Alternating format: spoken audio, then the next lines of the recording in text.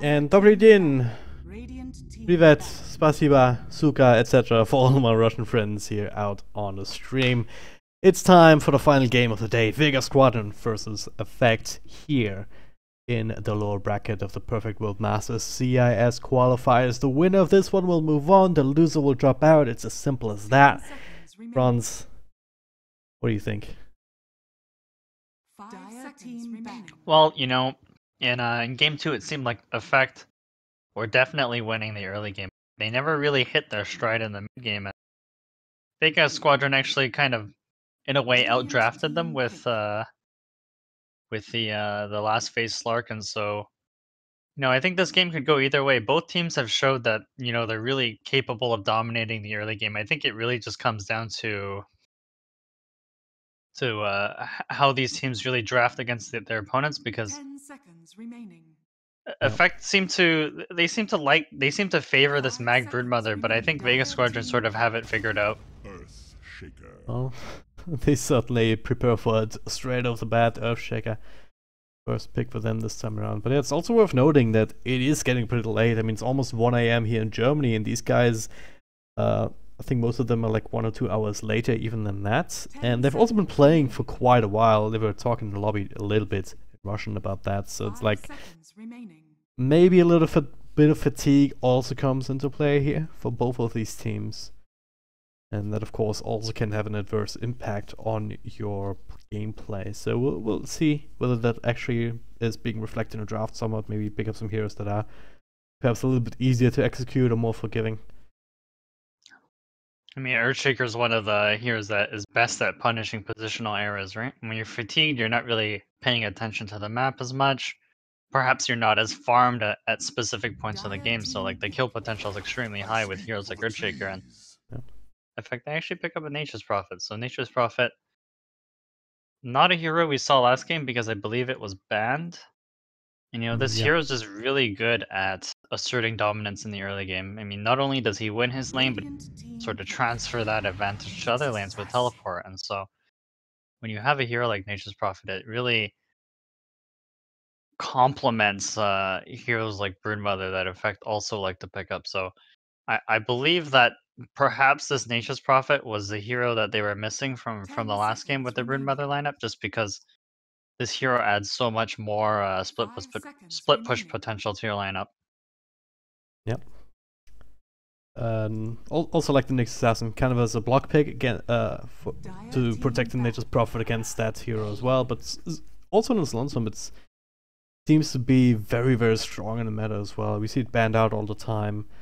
And well-played Nyx Assassin can just almost win you the game with the amount of control that he provides and just the intelligence that he gets you just stalking around Invis under the cover of Vendetta. So I really like this opener here from Effect.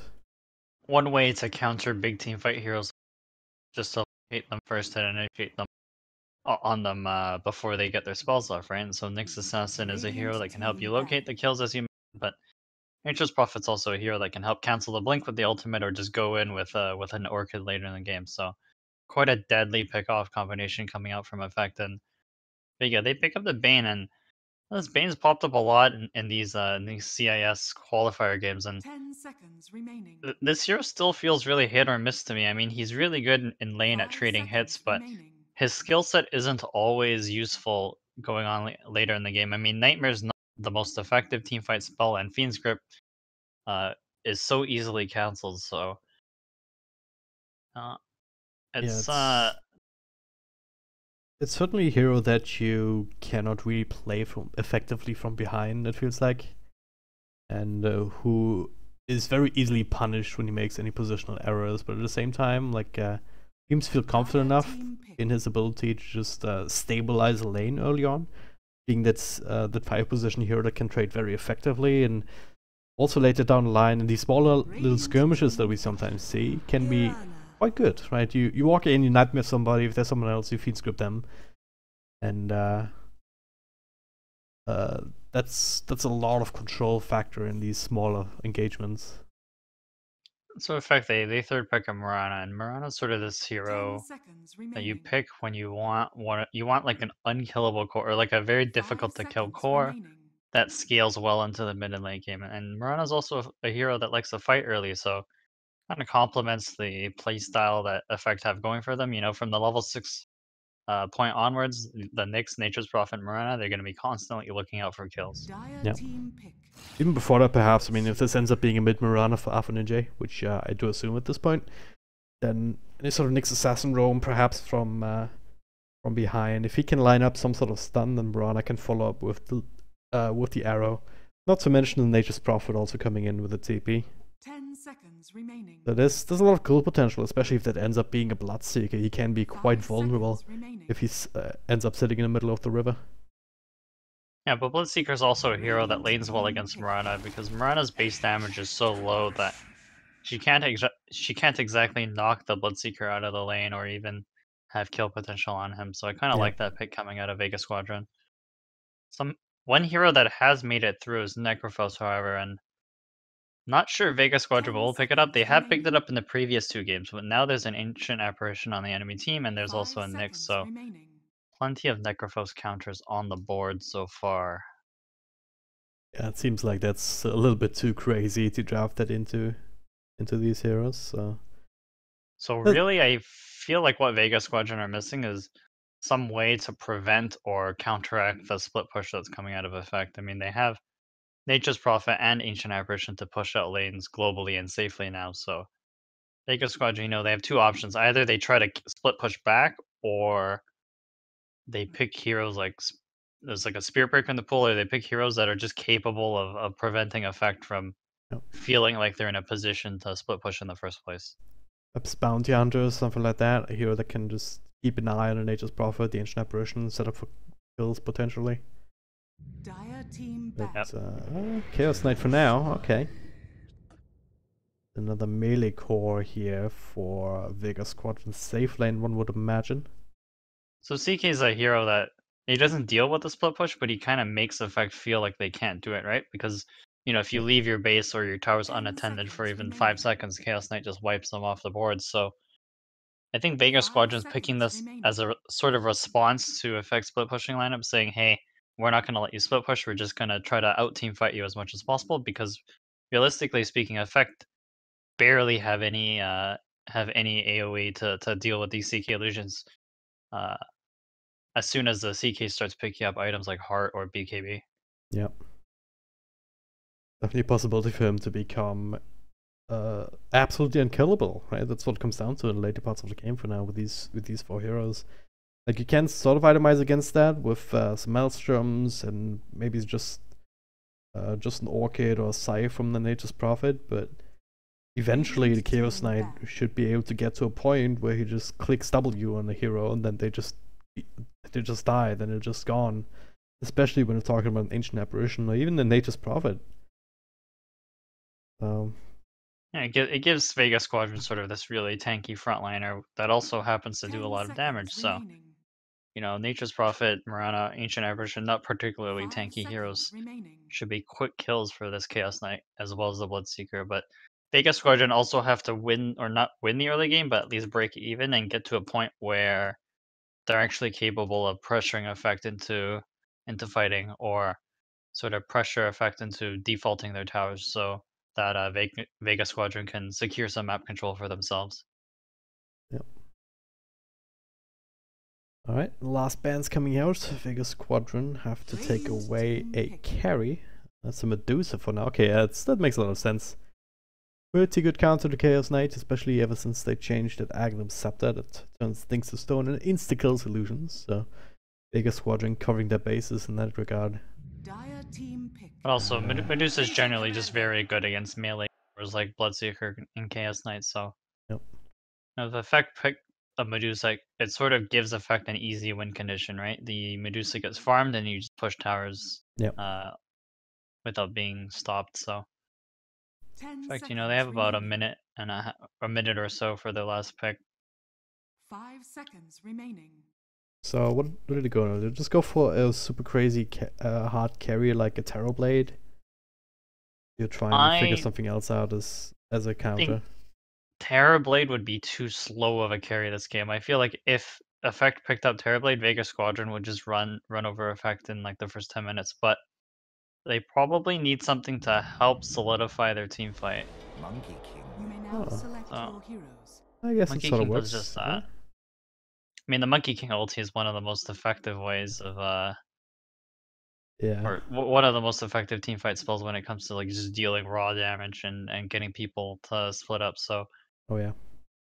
he's not a hero we've seen in the last 2 series we've casted, I believe, but this hero seems to pop up a lot in North American qualifiers. I Yep. think because he wins most of his one-on-one matchups, and basically all of Vega Squadron's heroes are melee. So Monkey King's probably going to win. The Monkey King lane will probably win, and Sidori's gonna get off to a good start, and perhaps when the time comes when Vega Squadron want to begin fighting, like with the Rupture on Bloodseeker or when the Chaos Knight hits his armlet, then Sidori will be ready to help his team sort of mitigate the aggression coming out from Vega Squadron. Yep.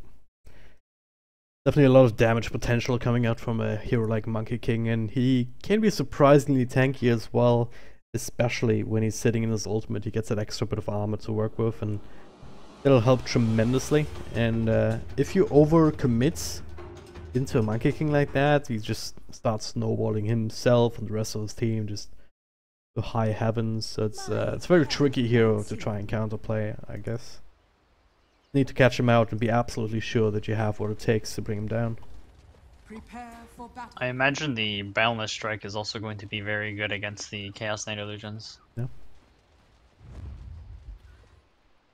Having that, especially if you already have the Jingle Mastery stacked up. Smoke coming out from both teams, but Vega's actually smoked up as 5, so they might actually try to go for some sort of level 1 kill. Might be able to intercept our Zeke here as he comes in from the side, but he's turning it around already. And Well, they'll still catch him, I think. Did they catch a glimpse of him there? I think so. I think they might have. Making their way in now. They definitely see them now with Sidori sitting on the high ground, but the Fidget will miss. The drag back still comes there. Comes around, but actually fine, is he? Yeah. Alright. So that movement not going to be crowned with success. Perhaps the only consolation for Vega is the Ancient Apparition now has to start his game with Ice Vortex level 1.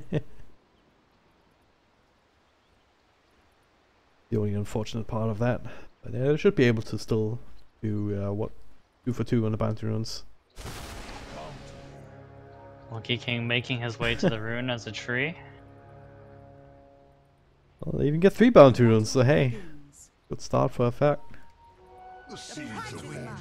And is Slayer positioning himself to snipe a courier here? Because that's what it looks like. Yeah, he's gonna get scouted out though.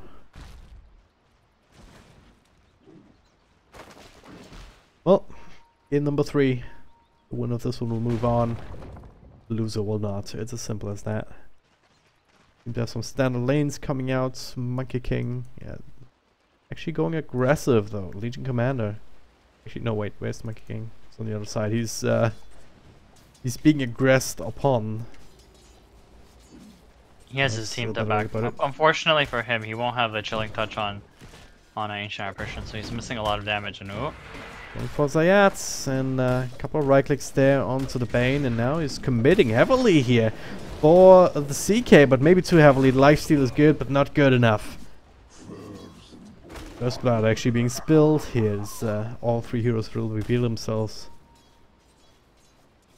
Chaos Knight actually hasn't had to expend a lot of mana for that. He only has Reality Rift, so yeah. When the Monkey King comes back, if he comes back, it's only TP'd bottom. Yeah. Making this whoever rotation. comes up here is gonna have a tough time against the Chaos Knight. Yeah. Even Nature's Prophet likes mostly when he's matching up against melee heroes. I mean, it looks like he don't even want that. Lower than smashing that rotation 1 for 1 for the time being, but it's. I was gonna say even with the Nature's Prophet is also very vulnerable because of that Reality Rift. Yeah, definitely they Vega prefer the Chaos Knight to lane against the Monkey King, especially with that stun. Yep. Quite have the mana for it yet, but he does have the mango in case there's ever any sort of kill potential. So G is like very handily winning this mid lane in terms of last hits right now, and so I think At some point, Alpha Ninja is gonna really get pushed out of this lane, especially as the Bloodseeker accumulates some speed and damage from sort of the opponents taking damage. That's actually disgusting what he's doing. 16 and 8 to 4 and 1. Alpha Ninja is getting manhandled right now. With that, he's calling for some help, he's gonna get it. King R sitting there looking to line up a stun. He'll find it, follow up with the arrow. Don't have enough damage though, with Slayer interrupting, maybe not. No, King R will find a way out. Because you're not quite blocking, but yeah, I mean, gee, does he really care? He can just continue healing up once the creep wave reaches his tower, and he still has a salve to work with. Yeah, Mirana's not a hero that's really well equipped with dealing with Bloodseeker. Her base damage is too low, and she's not exactly... she doesn't exactly have enough nuke damage to deal with Bloodseeker, so... In the bot lane... Looking for CIS here, but Nightmare will keep Monkey King away for a little bit, but taking over the Ancient Apparition. Sadoi. Oh yeah, Mac in this case, he's picking up the Nature's Prophet. Setting the kill up. Alpha Ninja in trouble actually, yeah. Stun will connect, so pretty damn good. Arrow with a bit of damage. You want to commit for G. They almost get it in, they will.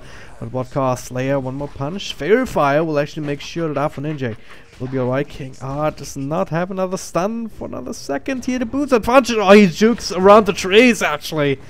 Alpha Ninja.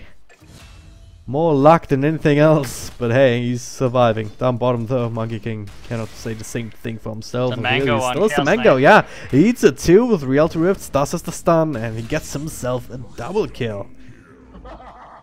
This bottom lane still turning out to be a disaster. Sadoi not opting to go for the lane rotation again, instead TP straight back. And so I was curious why G didn't decide to sort of commit to the Mirana there, and I think it's because G knew that the Mirana had a Fairy Fire, so he was dead no matter what. Or he was going to die if he attempted to take out the Mirana, but definitely didn't pay off for them there. Yep. Well, definitely kind of think this is the defect need in this middle lane, but still this bottom is trying the best, but Sadoi is just seems like he's falling further and further behind. The real success story on Vega is this Chaos Knight, right? Top of net worth. Yep. Go for these aggressive movements here. He does have the help, extra damage, extra control. Add another kill to the tally. 4 and 0. That's where he's at right now. You know, Bloodseeker's still, despite G dying there, he's still not quite behind, right? He's still dominating in last hits, and he's actually about to hit level 6, so... Alpha Ninja has to be a little bit careful here. He doesn't have a teleportation scroll, so... Going for it regardless, and the fissure will be there. King R unable to reconnect with his own stun. So Slayer always there. What? I imagine G's just gonna heal up with the shrine and go for a kill on Mirana now that he's 6 and Alpha Ninja might not see this coming. There is a Slayer in the back to sort of help out with this kill. Yeah, shout out to him as well. Like he's always been there to throw out the fissure at the right place at the right time, either to just prevent some sort of kills. That's a lot of damage. Oh, like hell! That came out of freaking nowhere. And now the turn on, Mac comes through with the Sprout. No way to actually eat through that. So Earthshaker will be a secondary casualty. Yeah, fact. Turning up in force in his middle lane. So I believe that was Blood Rage plus Ice Vortex on that Starfallen. So yeah.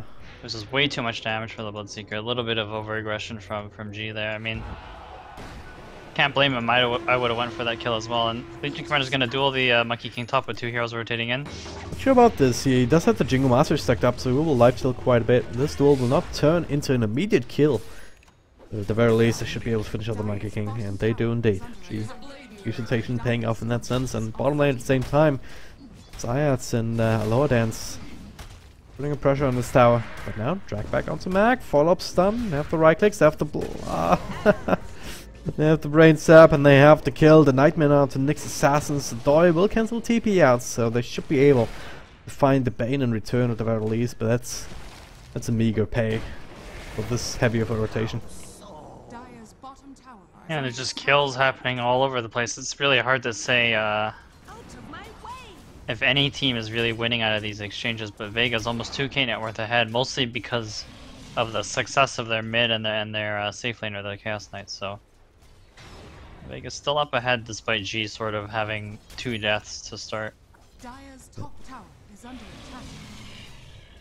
Continues to farm up, continues to dominate in the last hit department, and I don't know. Do but you think he's gonna go Midas this game? It's Or- hard. I don't think you go minus on Bloodseeker ever, just because, you know, Bloodseeker's a hero that wants to fight his way into the game, right? Like, get as many pickoffs as possible. And when you get to hear an item like Midas, oh, Rupture. He can pick off, gonna go for Afterninja again, force the leap out of the Blood Rite, but well, at the very least he's way behind his tower. Now I can follow up with the arrow on the control from Sadar and King R, so hey. In fact, starting to make the right rotations here to counteract these aggressive movements. Dire's top tower is I suppose it's better that the Earthshaker died for Vega than the Bloodseeker. I mean, Oh yeah. if G dies again, he's sort of really hurt for the rest of the game, I think. But luckily for him, his 2 other cores are, or the 3 of the cores on his team are top net worth, right? The Legion Commander, the Chaos Knight, and the Bloodseeker are all sitting top 3 in it. God, not again though. Earthshaker. Thinking gank after gank, not sure that's the way that you want to play, but hey, space created bottom lane again. Still being pressured by the Chaos Knight, mid lanes, keeps farming. And Now Earthshaker just casually starting the game 0-4, and oh, another Rupture mid. with Alpha I've Ninja, seen he this afterlife one mid before. rotation. Yeah, Alpha Ninja, he can't walk away, but he also can't stay, so impossible Perhaps- situation. Perhaps the play for him would be to just die to the Rupture so you don't feed dual Yeah. damage. And Mag a little bit on the run here. Will he get caught? Answer is no. In fact, Actually cancels the TP here. Couple of treants, he's scouting outside yards, now with the cold feet also doing a good amount of damage. They'll get that kill for free, and now, well, DK will be able to walk his way on out of there. so really, like, Vega, if they continue at this pace, they're just going to continue to outfarm Effect just because their cores are in a much better position. But at the same time, they have to prevent Effect from these gank attempts. I mean, Effect have a really good lineup when it comes to ganking. They have so many stuns, so many ways to set up kills. But They're we'll actually set up setting up a one kill more on Afterlife. Yeah, TP in from Mac. The arrow will land point blank. It's actually really swift again with max out Starstorm at this point in the game. Pretty damn strong. And now Moonlight Shadow to try and help out King R in the middle, but I believe... Oh no, it's not low enough. Not low enough for G to spot him. He does have the Blood Rite to try and turn this around and yeah, still get the kill. But what call Slayer? The arrow, he'll actually tank it to the face. Now the Nightmare will be taken off by the Ancient Apparition. Immediately to the door. Also, something to say about this. Looking to try and bring down G, but hey, in the back, on the rear you, he will be able to finish up the Ancient Apparition. And G's actually still alive, but for how long? The interception is there from King R. The answer is not long at all.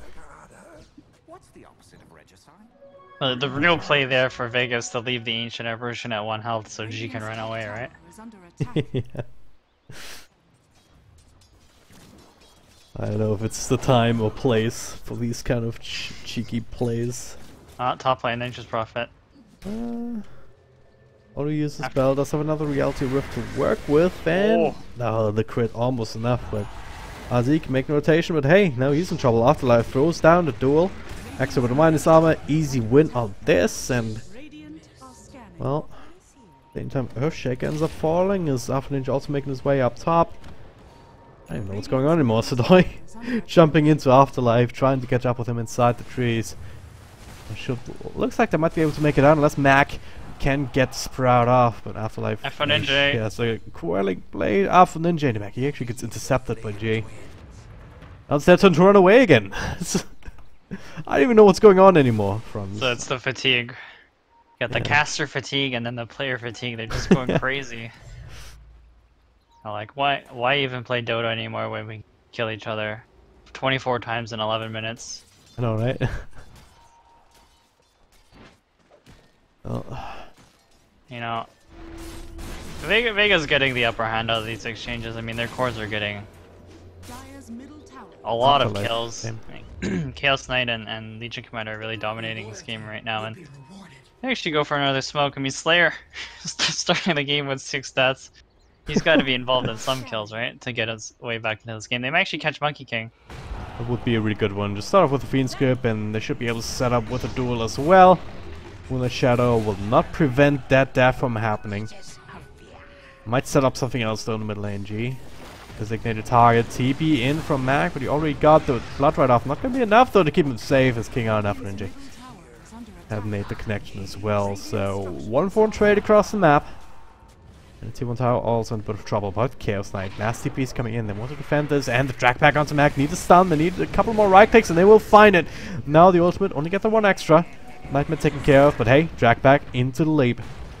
So far so good. They have to settle for the AA.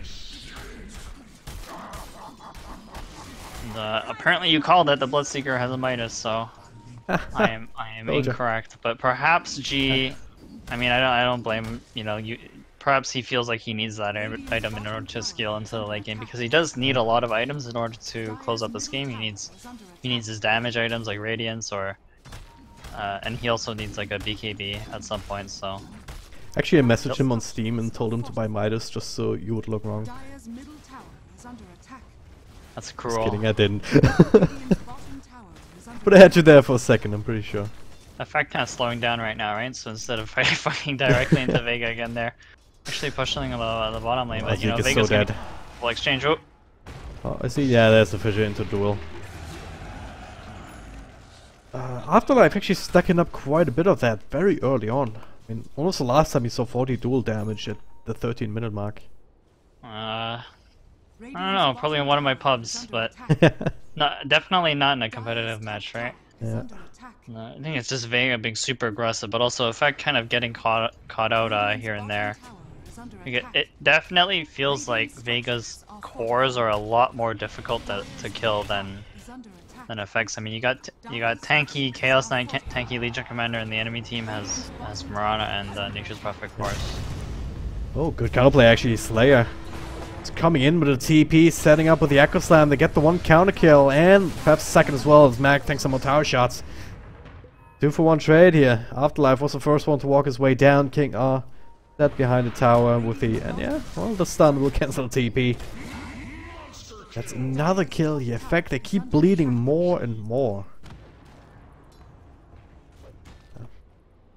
Was a nice setup here on this one rotation. They got the Legion Commander with Vendetta just setting up for the arrow, but afterwards they did not account for the Earthshaker just teleporting below the tower.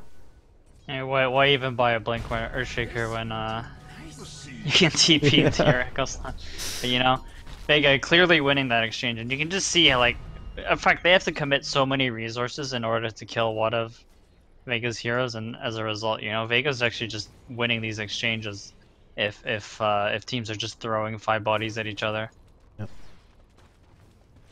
And you know, Monkey King's not really a hero that wants to play from behind, but yet he's 2.5k behind his Chaos Knight counterpart, and this hero doesn't really catch up easily, right? You can see he's got a Battlefield keyed up, probably to increase his farm speed, but also give him some area of effect to deal with the Chaos Knight illusions later. Yeah. Afterlife is done his blink, and Slayer is halfway to his, so you know, the initiation from Afterlife coming into effect. But he's setting up for it here in case anyone dares defend this Tier 2 tower. It might just be a Zeke again that gets caught out. He's walking any further forward. They know he's there, they just can't get vision of him, and so I think perhaps Vega's sensing the better plays to guard this Chaos Knight in the mid lane, because there are a lot of heroes on Effect that are missing. I mean, Vega don't really have vision on any of the spots that Effect are in right now, so they're feeling a little bit spooked.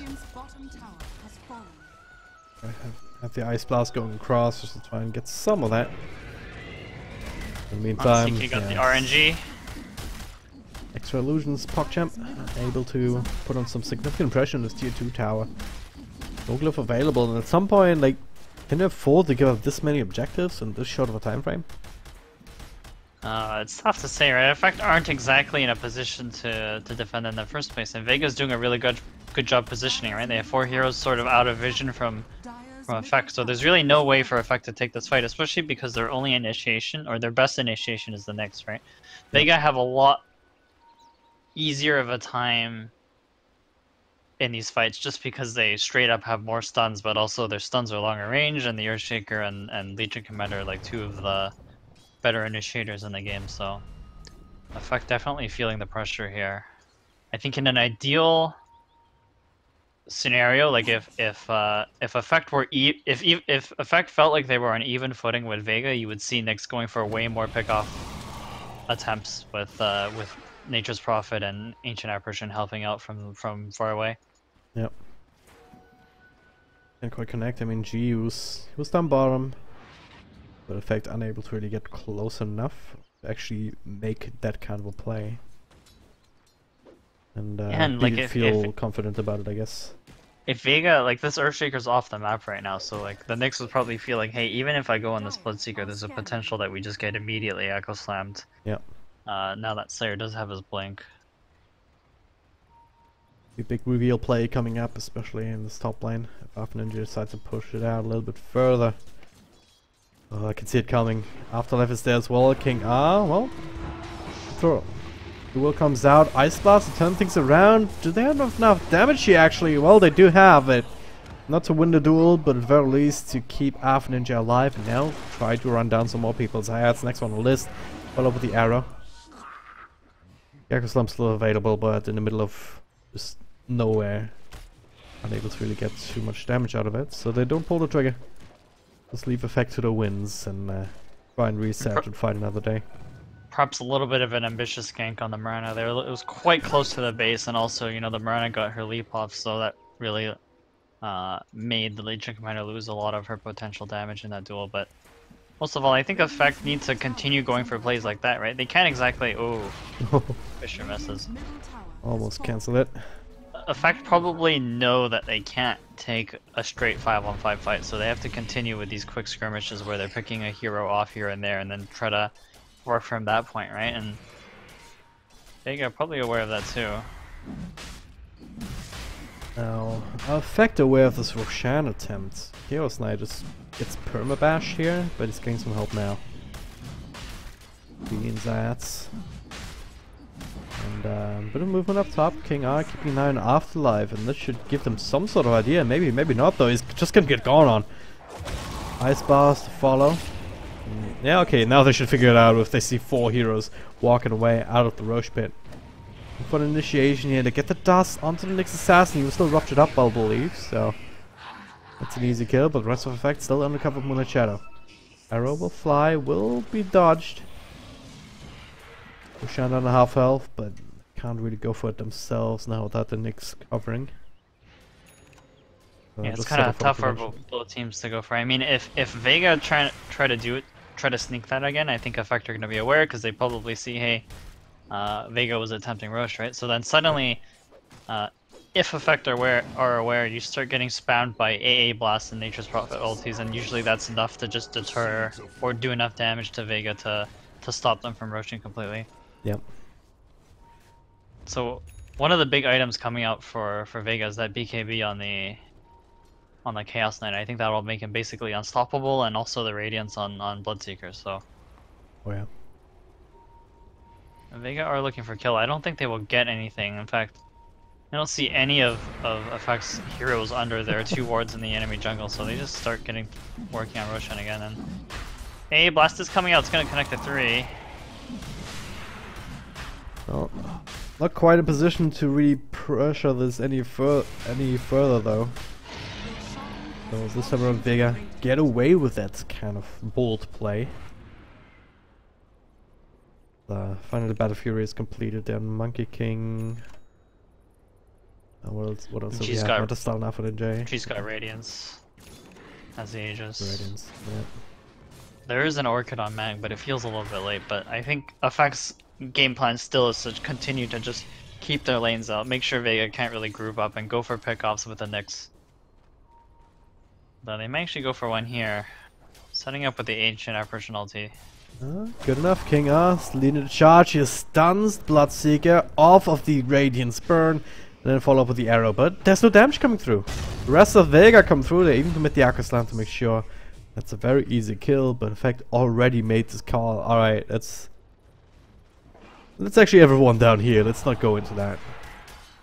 I mean, Vega did a really good job of protecting him there. I'm pretty sure if that Earthshaker didn't reveal himself, the other heroes on Effect would have jumped in and tried to finish the Bloodseeker, try to get rid of that Aegis. But instead, you know, Vega they're there to kill. They keep the Aegis. Probably going to get this tier 2 bottom, and then we'll see where they go from there. Yep. I mean, is there any reason for them to not go high ground at this point? Tower is under attack. I guess the BKB on Chaos Knight, that's about to be finished though, so if it flies out as well. And they use the Phantasm, so Dire's bottom tower is under attack. perhaps Vega's looking to just force effect back into their base. Oh, 3 TVs Fight top. top. Okay, duel already coming out, but the stun will prevent the instant lockdown and instant kill on Alpha Ninja, but that's a bit interesting here. That worked out because Nightmare up, but he's still turning around to fight Afterlife. Doesn't quite get it. The rest of Vega will finally finish the kill off. All made their way up here. They left the illusions here to finish off the tower, so that's good enough. And the stun, actually locking King R in for a moment, but he does have his own blink dagger. Get himself out of dodge, so they only lose Alpha Ninja there. They'll get the tower. That was some really cool execution from Vega Squadron there, right? You had the duel into immediate 3 TPs and basically no transfer effect to react, so managed to net a couple of kills there. Unfortunately, they don't get any duel damage, but you know what? Legion Commander doesn't really need it this game. I think her most important task this game is to just duel one of the important cores on effects. Yep. They have the CK to deal the damage, and Aloha Dancy does have the levels to really back it up, like max level Reality Rift, so you get that mass 7 minus armor, and a really low cooldown, and not to mention the Chaos Bolts being potentially very devastating, and the Chaos Strike too. I mean, 12% crit chance only, but when you do crit, you do Monkey crit King. very hard, and that is a really good kill to get if they can finish it off. No duel win again. But hey, as I said, doesn't really matter. But in the meantime, Bloodseeker on the other side, he will lose his Aegis. In effect, cannot get anything more than that. They know that the rest of Vega, they're on the way to turning things around. And King, okay. Moonlight Shadow actually stays in there. And Slayer might actually be able to catch this Marana up here. Maybe. He's TPing out. That'll be cancelled. And this could be a big one. Sadoi. Oh, Mag. Cancelling his own TP to try and help out. G taking over with the leap. And, okay. I think the Radiant ticked him out as he leapt with the Rupture on. Yep. It still gets a kill. Sometimes you just leap during Rupture and die instantly, but... Still got the kill on the Earthshaker, so I guess made the best out of that situation. Yeah, but, you know, G with that clutch Midas pickups propelled himself into the highest net worth, so great item choice by you. Thank you very much indeed. Monkey King's gonna be in a little bit of trouble here. Afterlife can just start off with the duel again, that is, get some help from G this time. And again, no duel win, but they get the kill. Stun only catches one. No further follow from King R. And Afterlife's doing a really good job of setting up kills this game on the Legion Commander. I mean, she hasn't been getting dual damage the last couple of duels, but it has netted them some kills on some pretty important heroes. I mean, the more they shut down the Monkey King, obviously the better of a position they are. But this Monkey King's like critical for effects in dealing with the cores from Vega Squadron, because no one else on his team really does as much physical damage. It's gonna be a really long time before we see Marana and Nature's Prophet really start picking up enough damage to deal with a BKB Chaos Knight and a BKB Bloodseeker. Yep. Well, both of them have these big items up now. Normally you would want to like focus on disengaging from these fights if you're a lineup like Effect, because you have very high mobility heroes, right? So you don't want a 5-on-5 fight, so you know you could normally have a scenario where Chaos Knight uses his Phantasm and then you just decide as a team, hey, let's just back out and like split push, right? But when you have as much stun as Vega Squadron have, then it's really hard to disengage. Might find Sador here, smoking up right into the middle of the jungle to get the Rupture, to get everything, and then this time it will lead to a dual win. Zeke trying to TP out, yeah, it's not gonna happen. Two quick and easy kills, and If any sort of detection here in the middle, then they might also find King R. It's a dire side sentry though, so... And this could be Vega's opening to take a tier 3 or even Lorax to use a Chaos Knight, and if Effect aren't careful, they're gonna probably lose some heroes here, especially with a blink on the Chaos Knight. Oh. With a stun, Slayer. It's a short range blink, so unable to follow up unless we wanted to commit the Echo Slam instead though. I'm just gonna muscle down on the mid tier 3. Nice blast, not really doing too much here. Now the Echo Slam, what? On absolutely everybody! How? What? How? What? Why? Mistakes were made. I mean, maybe they're just they done. They're just way too tired here, just because they called the GG immediately after. I feel like there's God. only two places. There's only two places that Effect could have stood there, right? Like under the tier 4s or to the left of the tier 4s, and like all of those heroes were trying to like spam up the CK illusions, but they all just decided to be in the same spot when they did it, and they probably did it like unconsciously, right? So yeah, really well played by Vega Squadron. I mean, for a moment there, it looked like Effect were kind of crawling their way back into the game, but I believe that just based on Vega Squadron winning the lanes alone, they had an advantage in every fight at every stage of the game, and as a result, they slowly mount up this 14k net worth lead and just win the game. Yeah. All 3 cores on the side of Vega just have been ahead from minute 1 almost, it feels like. Very well played indeed, and with that, they will knock out Team Effect here in the Perfect World Masters close qualifiers for the CIS region. That does mean that they'll actually face up against Na'Vi in the next round because they lost to Empire. That's a good one. Interesting.